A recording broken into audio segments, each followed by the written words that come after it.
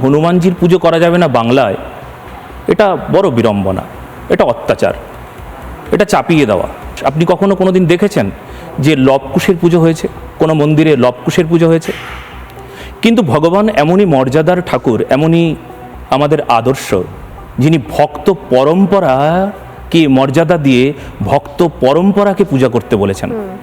আপনি দেখবেন যত রাম মন্দির আছে তার চাইতেও বেশি হনুমানজির পূজা হয়। ঠিক ঠিক। যত রাম পূজা হয় তার চাইতেও তার ভক্তের পূজা বেশি হয়। আপনি যদি কোনো গ্রামে, কোনো শহরে, কোনো অঞ্চলে দেখেন যে ওখানে 10টা রাম মন্দির আছে, তো 14টা, 15টা, 20টা হনুমানজির মন্দির থাকবে। আর সেই হনুমানজি যিনি যিনি বন্দনীয়, যিনি কেবলমাত্র আমরা বাংলা বাদ দিয়ে অন্যান্য রাজ্যগুলোতে হনুমানজি পূজিত হবেন, এ কোন কোথাকার কথা এটা?